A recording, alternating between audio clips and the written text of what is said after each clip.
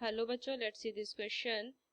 Express the determinant, here is a determinant as the product of two determinant and hence prove that delta is equal to 0. तो मुझे prove करना है कि ये जो determinant दिया है उसे ऐसे product of two determinant and hence कि डेल्टा की वैल्यू 0 है। तो चलो इस क्वेश्चन को मैं सॉल्व करती हूँ, की कंसेप्ट अप्लाई करूंगी इस क्वेश्चन में। तो एक फॉर्मूला हमने पढ़ा था cos a minus B.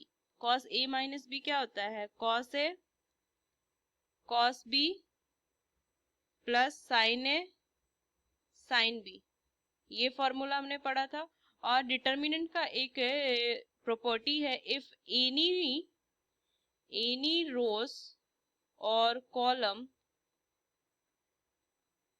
having zeros in element,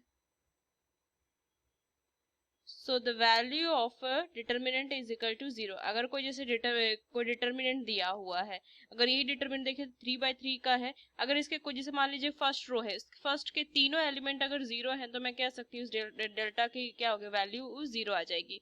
सो ये मुझे जो डेल्टा दिया हुआ है ना, ये अगर मैं लिख लू इधर cos alpha 1 minus beta 1, cos alpha 1 minus beta 2,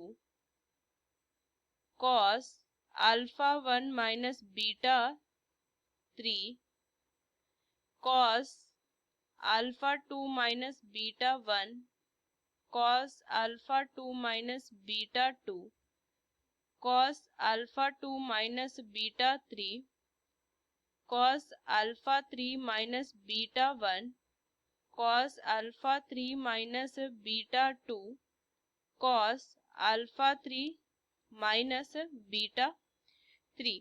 ये जो मुझे गिवन है इसे ना प्रोडक्ट ऑफ टू डिटर्मिनेंट मुझे शो करना है।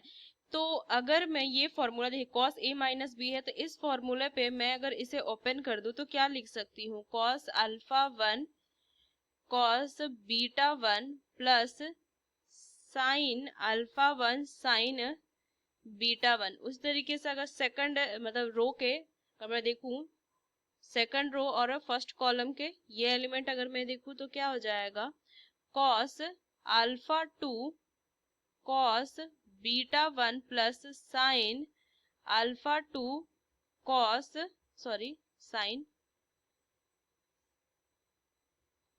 साइन बीटा 1, इस तरीके से लिखूंगी। उस तरीके से cos alpha 3 cos beta 1 plus sine alpha 3 sign beta 1, इस तरीके से। और भी ये जो दोनों ये कॉलम जो है C2 हो गया, इसे मैं C2 लिख दूंगी।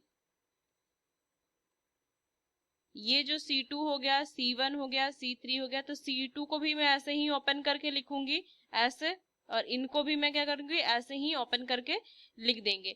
अब ये भी 3/3 का डिटर्मिनेंट है।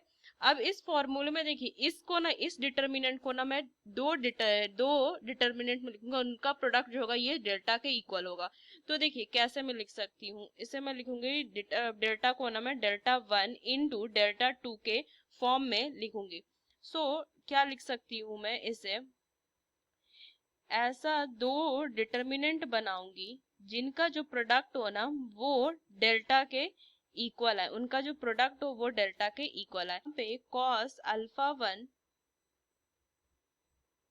Sine alpha 1 0, cos alpha 2 sine alpha 2 0, cos alpha 3 sine alpha 3 and 0।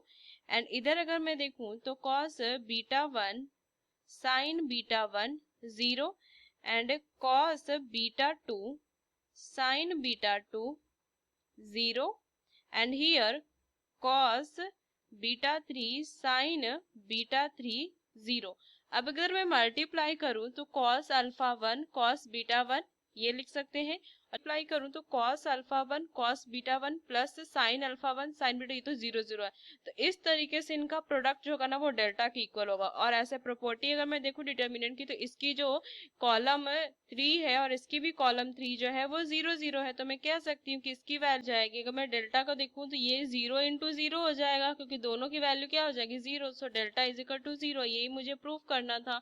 तो इन इस डिटर्मिनेंट को मैंने दो डिटर्मिनेंट के ऐसे प्रोडक्ट भी लिखा और ये डेल्टा को 0 भी प्रूव किया। So using this key concept we solve this question. Hope you understood it well. Best of luck. Thank you.